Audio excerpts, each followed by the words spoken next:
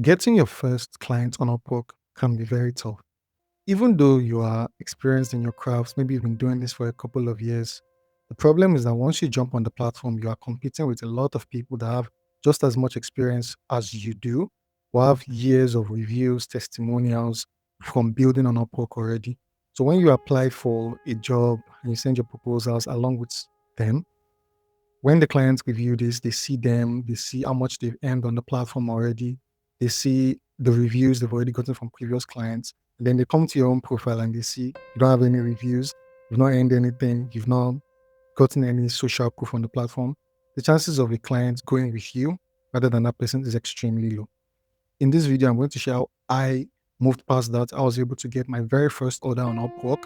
Now I moved through these challenges that a lot of new freelancers on Upwork face. Hi, my name is Adin for about 6 years now, and I've been using Upwork for about 1.5 years now. Started, I think, early last year. So I've been doing it for exactly 1 year and 6 months right now. So just before I get into the story of how I got my first order, I want to give some backstory of my journey with Upwork. So I actually signed up on Upwork a long time ago, I think about 4 or 5 years ago. Well, my profile was not approved at all. So I just abandoned it and went for what I thought was the best option back then, which was Fiverr. And I spent like 3, 4 years building on Fiverr, getting good results. But then they were doing a lot of changes with their platform. So I left. And then I started getting leads from social media and standing on my own before I decided to test out freelance platforms again. And I decided not to go back to Fiverr, but I decided to use Upwork this time. Thankfully, I was able to finally get my account approved. So I did the usual things. I set up my profile, I bought some connects and started sending proposals. After a while, though, I realized that I wasn't really getting the results I wanted. So I knew I needed to go the extra mile, learn as much as possible what I could about how to write a good proposal, how to structure my profile that was attractive, and how to set everything up basically. So in this video, I'm going to share what made the biggest difference for me in getting my first order. So when it comes to Upwork, the way I think about it now, there are three important things, three key things that you need to nail before you say, okay, you want to get a new order or something like that. The first is your profile, professional headshot. You need to fill out the relevant fields. You need to write an about section that is actually focused on your clients, not about you. And I think that's a mistake a lot of people make. They make the about section about them. And while you do want to list maybe any results you've been able to generate an order for other clients, always tie it back to whoever might be reading it, who you want to work with. And if you can, try to call out the specific person as well. Like me, I work with coaches and service-based businesses, so I make sure I called them out. Then I talked about results I've been able to generate for similar people like that. Okay, I've gotten this amount of LinkedIn impressions, I've gotten this amount of Instagram followers since I am a social media manager. So I was able to write all that in my profile, and I do think the about section is pretty good. So that's step one, writing a good profile. Then the second one is your portfolio. Now, this technically falls in the profile section, but I think it needs its own explanation because that's how important it is. Your portfolio is the single most important thing you need to nail if you want to get orders on Fiverr, especially if you are new. Because if you are already experienced, you already have past jobs, you already have testimonials, you can always link those in your proposal. So you're just getting started. Your portfolio is the only proof you have of the work you've actually done. So you can say, oh, I have 4 years of experience. Anyone can say that. You need actual proof that, okay, yeah, this is what I've been able to do within those 4 years. These are my designs. If you're a graphic designer or web designer, these are the accounts I've grown. If you're a social media manager, these are emails or landing pages I've built if you're an email marketer. So you need these, and you need to really sort them properly on your profile.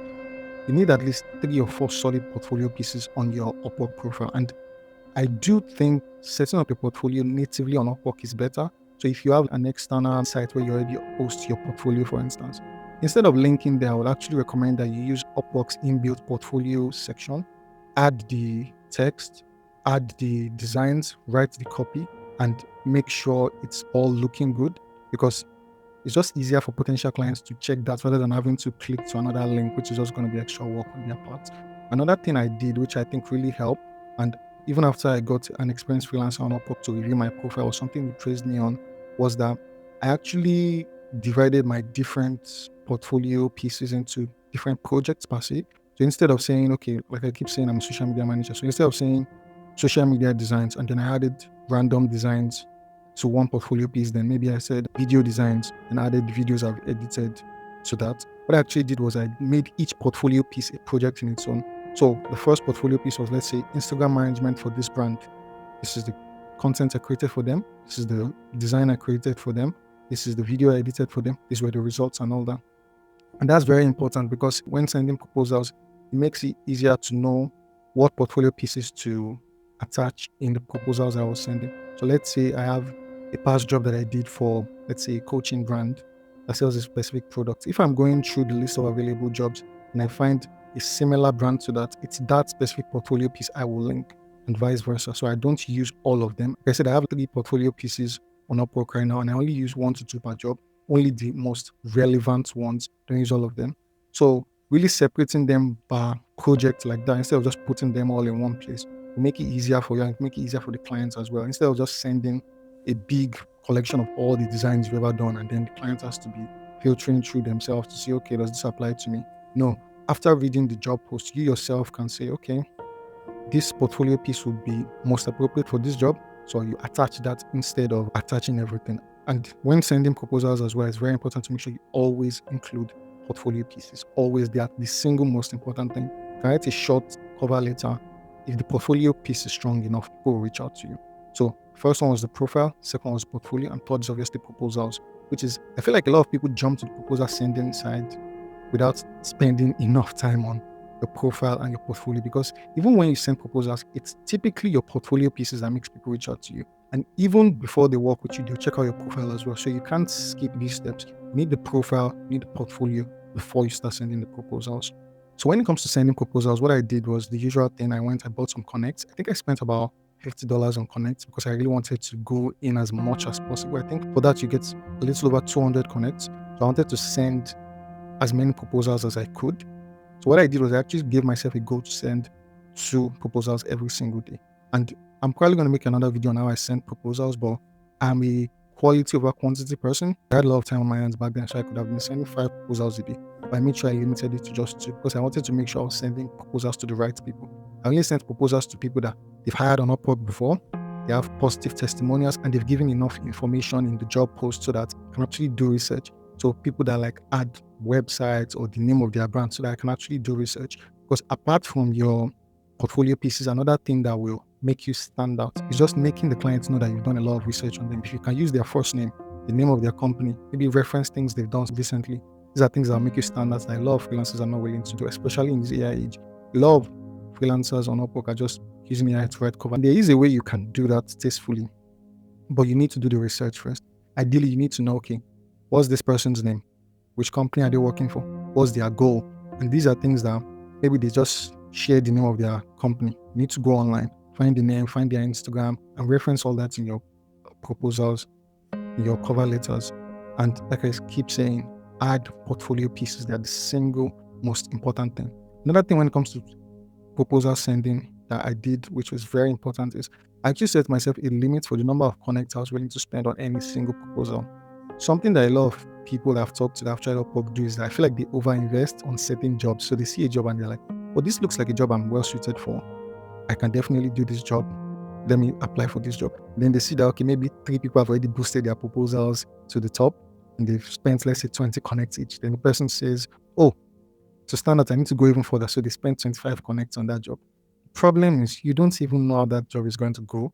The person might not actually be hiring seriously. They could have hired in the past years, but this might actually be a job they are not hiring for.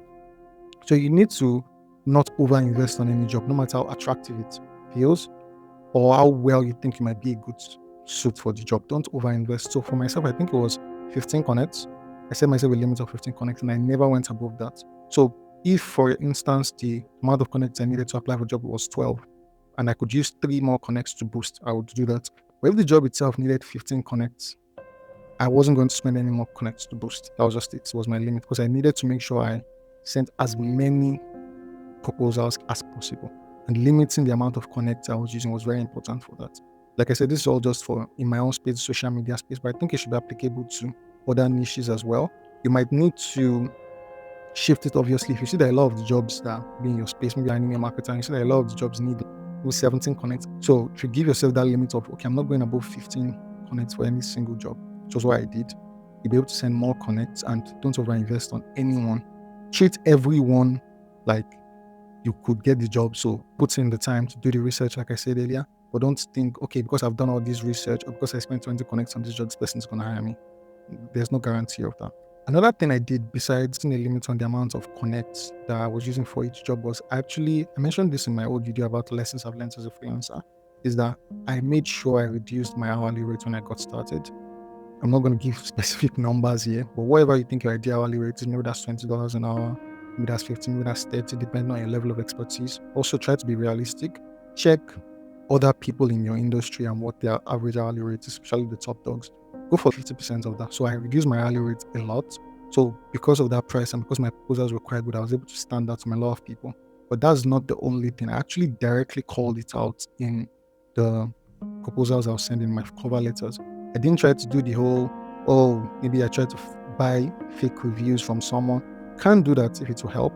But what I actually did in my own cover letters was at the end, I added a PS line and I said, oh, I'm experienced visually new on Upwork. I was upfront with it. I added it to every single one of my cover letters. I'm totally new on Upwork, so I'll be happy to give you some foot in the door pricing to earn your business and your positive review. So that was what I added it to all my proposals. And another thing I did was if I saw that the clients themselves was not too experienced on Upwork, let's say they've only hired one or two people before, which actually was all going my first job. If they've only hired one or two people before, I actually used that to create a commonality between us. What I would say was, just like you, I'm totally new on Upwork. I'll be happy to give you some foot in the door pricing to hand your business and review. So that was something I did for a lot of my jobs, and it was part of what helped me get my first job. I actually did, because this is something you can do when you're sending your proposals. Is I added automatic pay increases to all my proposals. So, like I said, I did reduce my fee at the start, but I made sure I wasn't just going to get stuck in that, because especially in my field of like social media, we work a lot with retainers. So if this turns out to be like a client that hires me for a year now, I don't want to just stay stuck making that same amount of money for a year. That would have been very bad for me. So I added automatic pay increases. I think it was like 20% every 3 months, something like that for months. I made sure that was there as well. So after sending, I think I sent about 50 proposals, got some responses, got some interviews. And the biggest one though was, funny enough, the one that now finally hired me was someone that he said he was too busy for an interview. So what he actually did was he sent me a trial task. So he told me, okay, do this. If it looks good, then I'll work with you. There are a lot of people on Upwork that do this, and some of them just want to use it to scam freelancers to get free work. So make sure if this is something that someone asks you to do on Upwork, make sure you always get paid for it. And that was why I really liked this client as well, which was a great first impression of him, because even though he asked for the trial task, it was clear that he was going to pay me for it. So he sent me a contract, he sent me an order basically. He authorized me to work for a specific number of hours. And then he said he had given me and someone else the trial task, that whoever turned in the best thing would ultimately get the job. But once I got the trial task from him, I thanked them and told him I was ready to get started. I think he authorized me to use 4 hours for the job. And like I said, the hourly rate was the reduced hourly rate I had pitched in my cover letter. So I got to work on the job, and one thing I made sure I did was I went above and beyond. So he actually asked me to recreate one of his Instagram carousels, because he's a business coach that works on Instagram. So he asked me to recreate one of his carousels. He just gave me the fonts and everything. He asked me to work from scratch. It was tough because I was still getting very comfortable with using AI imagery like Midjourney and all that. But I made sure I went above and beyond. Instead of doing just one carousel like he asked for, I actually did 2 carousels, and then I planned everything on the content calendar. So I created a complete content calendar with the 2 carousels, added captions, added hashtags, and pretty much went above and beyond. Because my thinking was the other person as well, because he did say he gave the trial task to another person. All that was going through my mind was, okay, this is someone that probably has reviews already on the platform and might be busy with other jobs, so they might not have the time to go above and beyond like I do. So I made sure I delivered extra. He just expected a link to the post, like a Canva link to the post. I sent him a link to a content planner in Notion that had 2 carousel posts, not 1, 2, with captions, hashtags, and all that. And it actually took me longer than 4 hours to do, but I only logged 4 hours, so I did 4 hours. I think that was enough to do 2 carousels, but then I had to put in 2 to 3 extra hours of my own time to build the content planner and to write the captions, add the hashtags and all that, because I knew that I had to stand out in some way. And the 2 easiest way to stand out is when you have no testimonials, no proof, no social proof on the platform, was you work harder or you charge lower. And basically I wanted to do both. So I quoted the lower hourly fee, hopefully than the other freelancer, and I went above and beyond as well. I did way more work. I think the work actually ended up taking me 6 to 8 hours, and I only logged 4, because I didn't want him to feel like I just wanted to take advantage of the situation to get as much money as possible. And also there was a deadline for the trial task, and I made sure I turned it in 2 days before the deadline. I had to work over the weekend, yes, but I knew it was going to be worth it if I could get the job. And another important thing that I forgot to mention earlier was that this client was someone that had provided the name of his business in the job post. So when I saw the job post and I saw the name of his business, I went online, searched for that. I was able to find his website, find his Instagram. So because of that, I knew his first name and I knew details about his business. I knew who he was targeting, and I knew some things that I liked about, like his current Instagram account as well. So in the proposal, I complimented him. I mentioned his name. I added relevant portfolio pieces. And later, I did even ask him that, okay, why did he reach out to me? And he said it was because one of the portfolio pieces I added, the designs and the messaging was very similar to his. So this is why I keep talking about portfolio pieces, that the single most important thing. So group them in different ways. Maybe if you have different people you work with, let's say a food brand, a credit card brand, just add them like that. And when you are applying to jobs, pick the most relevant one and attach it to the cover letter. So basically, after completing the trial task, he told me he was still waiting for the other freelancer and I would get back to me. So there was no problem. I went and waited. And then later he came back to me and said the other freelancer was late and our work wasn't as good as mine. So I was able to get the job. And then we jumped on a call. We discussed what working together would be like and sent over a contract, like an actual contract minus the one on Upwork.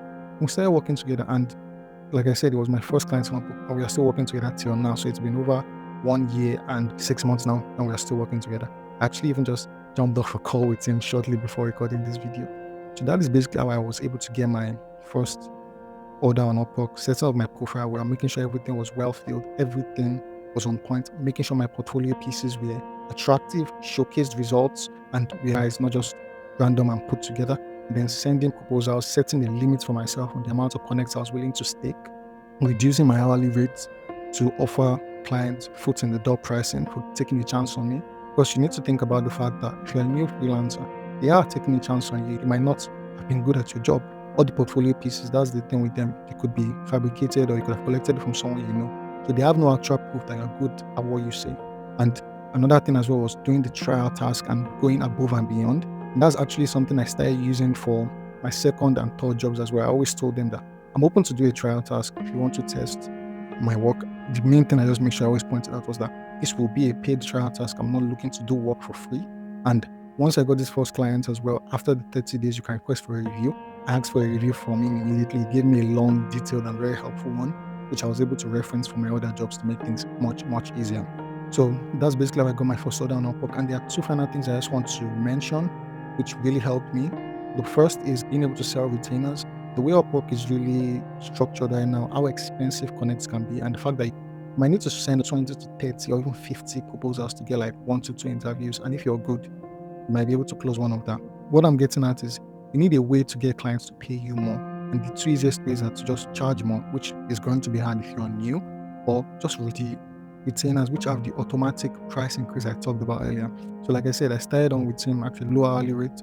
But over the time as we've worked together, that's steadily gone up because from the start I made sure it was clear that the only reason I gave him this price was because I was still new on the platform. And as we started working together, I expected to be paid more. Obviously, I didn't say that, but it was in the contract, it was in my proposal.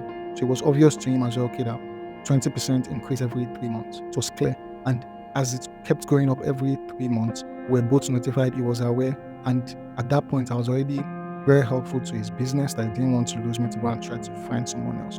That's just what I would say. Nail those 3 things: profile, portfolio, proposals. Use those tips I've shared, lower rates at the start. Tell them straight up that, oh, I'm new. I'll work extra hard for you. I'll do this at a discounted price. Just give me a chance. I won't let you down. Like, obviously, don't sound like desperate or anything, but just be clear with them because they know you are new. They can see that you have no reviews or anything. So you have to give them a reason to take a chance on you.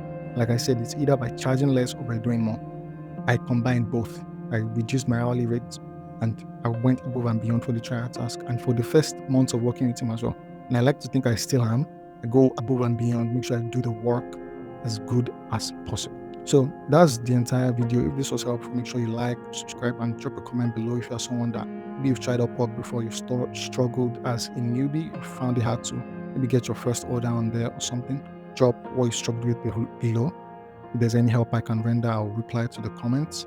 And before I close out every video, I like to end it with a quote. And the quote for today is, for the person who never quits, life eventually gives up and gives them what they want. So I hope this video was helpful for you, and I'll see you on the next one.